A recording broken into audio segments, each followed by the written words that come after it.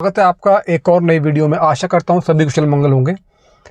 तो दोस्तों, जैसे मैंने अपनी पिछली वीडियो में बताया था आपको कि कंपैरिजन वीडियो थी हमारी, वो मारुति की जो ग्रैंड विटारा है और जो नई नवेली मारुति विक्टोरिस है, जो कि दोनों ही आपकी कॉम्पैक्ट एसयूवी या मिड साइज एसयूवी सेगमेंट में आती हैं। तो अगर आपने वो वीडियो नहीं देखी हो तो आई बटन में मैं उसका लिंक डाल दूँगा, आप जाके देख सकते हैं। तो जैसे मैंने बताया था उस वीडियो में कि जो विक्टोरिस है वो आपकी नेक्सा के प्लेटफॉर्म से नहीं बिकेगी मारुति, वो मारुति एरिना के प्लेटफॉर्म से बिकेगी। और वहाँ पर जो वेरिएंट के नाम होते हैं वो जनरली एलएक्सआई, वीएक्सआई, जेडएक्सआई और जेडएक्सआई प्लस, इस नाम से मारुति ये जो वेरिएंट के नाम होते हैं ये होते हैं एरिना के अंदर। तो आज जो हम बात करेंगे, आज की वीडियो में वो बात करेंगे जो इसका बेस वेरिएंट है एलएक्सआई, उसमें आपको क्या क्या फीचर मिल जाते हैं और क्या वो आपके लिए लेना वर्थ रहेगा। और जैसे मैंने वीडियो में बताया था कि जो इसका एक्सपेक्टेड प्राइस निकल के आ रहा है, मतलब अभी कुछ रिवील तो किया नहीं है मारुति ने इसका प्राइस, प्रॉब्ली आने वाले कुछ टाइम में मारुति रिवील कर देगी इसका प्राइस।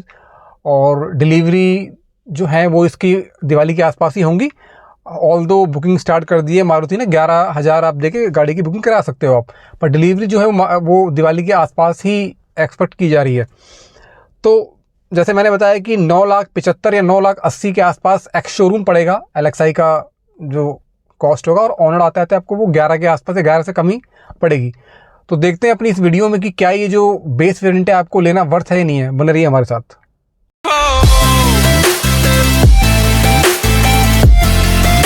एक बार देख लेते हैं कि गाड़ी के अंदर आपको एलएक्सआई जो है ये विक्टोरिस का, इसमें गाड़ी के एक्सटीरियर में, मतलब फ्रंट में, बैक में, साइड में या फिर इंटीरियर में आपको क्या क्या फीचर मिल रहे हैं 9.75 के आसपास अगर इसकी कॉस्ट निकल के आती है। तो अगर मैं शुरुआत करता हूँ सबसे पहले इसके फ्रंट की तरफ, कि आपको फ्रंट में, एक्सटीरियर में गाड़ी में क्या क्या मिल रहा है।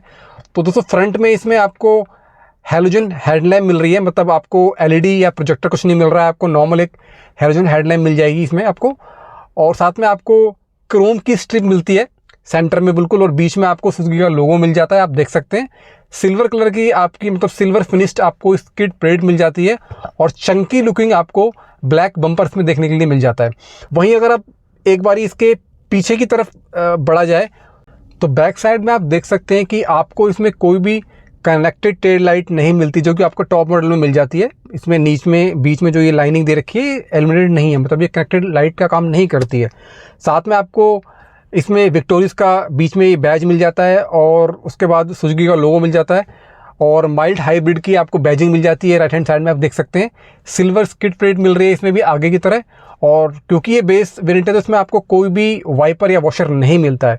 तो इस तरह का कुछ इसका रियर लुक निकल के आता है। अब अगर एक बारी साइड लुक की तरफ अगर हम बढ़ें तो साइड लुक में आपको जो उसके ORBMs हैं वो ब्लैक ही कलर के मिल रहे हैं, जैसा कि जनरली बेस मॉडल्स में होता है। बट अच्छी बात यह है कि आपको इसमें जो साइड इंडिकेटर है वो इन्हीं के ऊपर माउंट है, वो फेंडर पे नहीं है।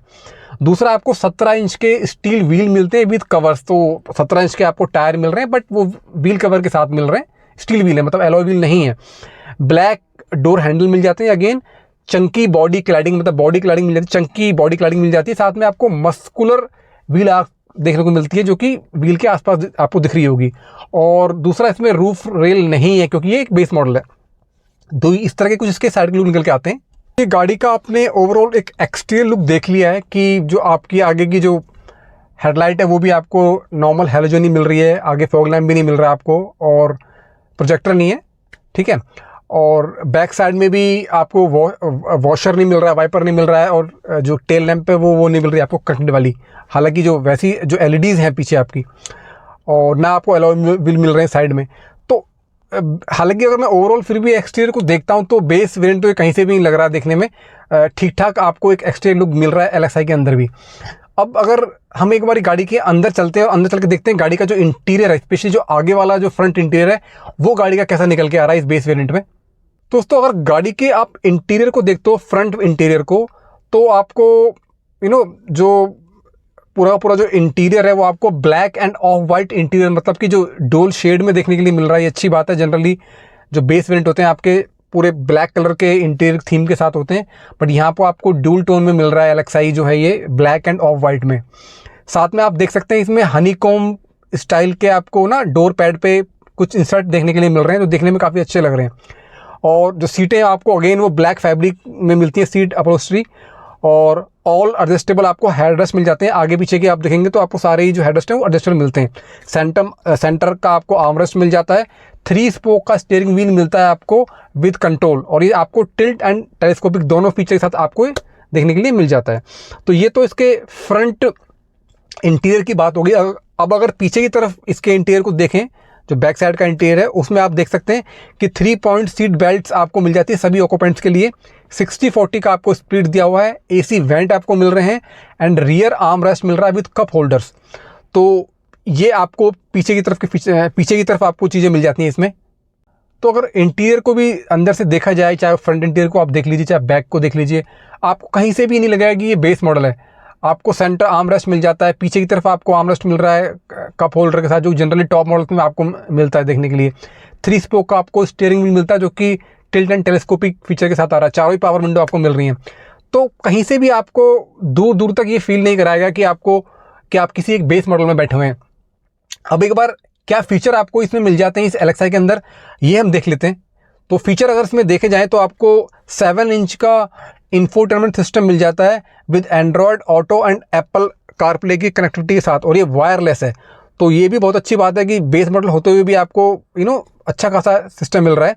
ऑटोमेटिक एसी मिल जाता है, semi digital instrument cluster and push start stop का फीचर मिल जाता है आपको।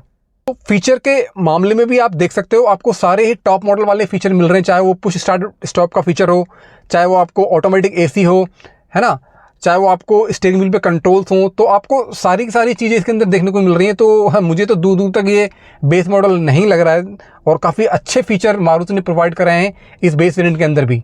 तो इंटीरियर भी देख लिया आपने कि काफ़ी अच्छा फीचर्स आपको अंदर गाड़ी के अंदर मिल जाते हैं।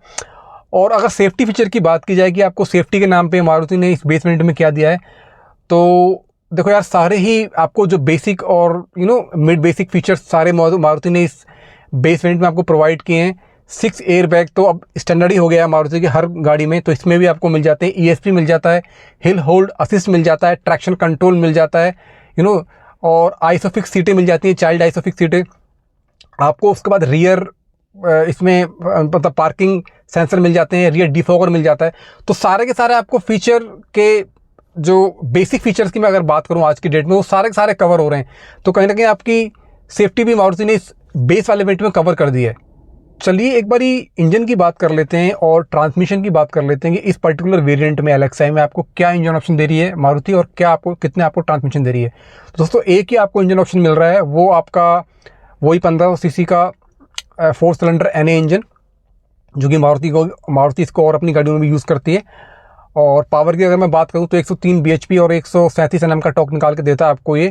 और ये आपके 5 स्पीड मैनुअल गियरबॉक्स के साथ मिलता है। तो कोई भी आपको इसमें ऑटोमेटिक नहीं मिल रहा है, और स्ट्रॉन्ग हाइब्रिड का ऑप्शन भी नहीं है इसके अंदर। और इसी के अंदर आपको फिर CNG भी मिल जाती है इसमें, और जो उसकी पावर है वो थोड़ी कम पावर है, वो आपको 88 bhp और 121 Nm का टॉर्क निकाल के देता है। और अगेन वो भी आपका 5 स्पीड मैनुअल के साथ ही आता है। तो ये कुछ इसका इंजन ऑप्शंस हैं और ट्रांसमिशन जो मारुति आपको एलेक्सा में प्रोवाइड कर रही है। तो ये सारी चीज़ें एलेक्सा के अंदर जो मैंने आपको बताई। अब अगर बात करूं, जैसे मैंने बताया कि 9,75,000 के आसपास इसका प्राइस रहने वाला है। अब दो जो इसकी सिबलिंग्स हैं, एक आपकी ब्रीजा है और एक आपकी ग्रैंड विटारा है। अब अगर मैं ग्रैंड विटारा का ही प्राइस ले लेता हूं, जो कि इसका बेस वेरिएंट है, जो कि सिग्मा के नाम से बिकता है आपका नेक्सा प्लेटफॉर्म पे, तो वो कम से कम आपको एक्स-शोरूम कॉस्ट करती है 11,42,000। जी दोस्तों, 11,42,000, जो कि 1,67,000 रुपये विक्टोरिस के बेस वेरिएंट से महंगी पड़ेगी आपको, ऑलमोस्ट 2.25 लाख रुपये। एक्स शोरूम की बात कर रहा हूँ मैं, ये ऑन रोड नहीं है। और अगर मैं बात करता हूँ ब्रीजा की, जो कि सेम प्लेटफॉर्म से मारुति बेचता है, उसका भी जो एलेक्साई वाला वेरिएंट है वो आपको 8.69 8 लाख और 69,000 के आसपास पड़ेगा। तो 1,06,000 रुपये विक्टोरिया से आपको महंगी पड़ेगी ब्रीजा के कंपैरिजन में। अगर दोनों को मैं कंपेयर करता हूँ एलेक्साई टू एलेक्साई, तो 1,06,000 रुपये आपको एक्स्ट्रा देना पड़ेगा जब आप विक्टोरिया से लेने जाओगे। अगर आप ब्रीजा नहीं लेते हो तो, मतलब अगर आपका मान लो बजट था 8.69 के आसपास, बट वहीं आपको 1,06,000 रुपये अगर आप दे सकते हो विक्टोरिया के लिए, तो क्या आपको एक्स्ट्रा मिल जाता है 1 लाख के आसपास देने पे अगर आप जाते हो विक्टोरिया की तरफ। तो दोस्तों, सबसे पहली चीज़ अगर मैं बात करूं तो आपको ऑटोमेटिक एसी मिल रहा है, आपको 7 इंच का इंफोटेनमेंट सिस्टम मिल रहा है with Android auto and Apple CarPlay की कनेक्टिविटी के साथ।